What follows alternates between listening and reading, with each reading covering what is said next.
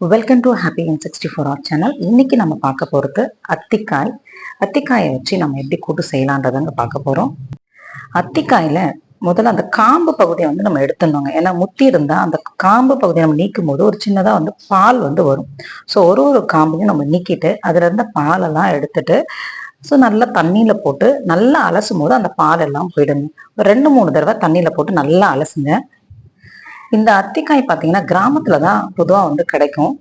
யாராவது வீட்டில் உங்களுக்கு பால் போடுறவங்களோ இல்லை கீரை எடுத்து தரவங்க அவங்க கிட்டலாம் சொல்லி வச்சிங்கன்னா பார்த்தீங்கன்னா அந்த அத்திக்காயை எடுத்து கொடுப்பாங்க. இது ரொம்ப ரொம்ப ரொம்ப வயிற்றுக்கு ரொம்ப ரொம்ப நல்லதுங்க. அத்திக்காயை இப்போ நல்லா அலசிட்டோம். அலசினதுக்கு அப்புறமா இதை என்ன பண்ணணும்னா நல்லா நெசுக்கி அதுல இருக்க விதையெல்லாம் நம்ம எடுத்துடணுங்க. நம்ம வீட்டில் இப்போ அம்மி இருந்ததுன்னா அம்மியில நெசுக்கும் போது விதெல்லாம் வந்துடும். ஆனால் நிறைய பேர் வீட்டில் நம்ம வீட்டில் இப்பெல்லாம் அம்மி கிடையாது. அப்போ என்ன பண்ணலாம்? சரி, ஒன்னொன்னா நெசுக்குனாலும் என்ன ஆகும்? ஒரு பழமா நெசுக்குறீங்கன்னா ரொம்ப லேட் ஆகும். அதே மாதிரி தெரிக்கும், எல்லா வீடு ஃபுல்லாவும் தெரிக்கும் இல்லையா? அதுக்குதான் ஷார்ட்டா ஈஸியான மெத்தடா என்ன பண்றோம்னா ஒரு கவர்க்குள்ள எல்லா பழத்தையும் போட்டுட்டு கொஞ்சம் கொஞ்சம் பழமா கூட நீங்க எடுத்து என்ன பண்ணலாம், ஒரு கல் வச்சோ இல்ல நம்ம மத்து வச்சு கூட நல்லா இடிச்சுக்கலாங்க. இடிச்சுட்டு அதுல இருக்க அந்த விதையெல்லாம் எடுக்கிறதுக்காக என்ன பண்ணோம்னா, இப்ப வீடியோல காமிக்கிற மாதிரி பாருங்க, சின்ன சின்ன துண்டா நம்ம இடிச்சிருக்கணும். இப்ப நான் ரெக்கார்ட் பண்ணிட்டு இருக்கும்போது வெளியில பாத்தீங்கன்னா ஃபுல்லா மழைங்க, ஃபுல்லா நிறைய இடிச்சிட்டு இருக்கு.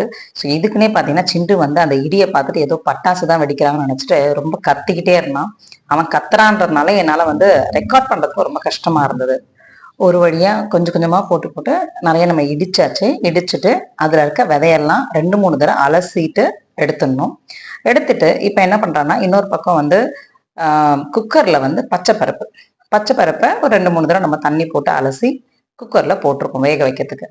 ஸோ இன்னொரு பக்கம் நம்ம இடிச்சு வச்ச அந்த அத்திக்காயை ஒரு கடாயில ஒரு வானல்ல தண்ணி ஊத்தி கொஞ்ச நேரம் வேக விடுறோம். ஸோ ஏன்னா வேக விடும் போதும் அந்த விதைங்க கொஞ்சம் நீங்கும், அதனுடைய தோற்பு தன்மைலாம் கொஞ்சம் கம்மியாகும்.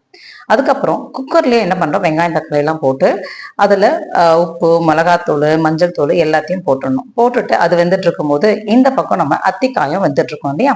அந்த அத்திக்காயை தண்ணியில இருந்து ஒரு ஃபில்டர் மூலியமா எடுத்து அத்திக்காயை மட்டும் எடுத்து அந்த பருப்பு கூட குக்கர்ல சேர்த்துடணும்.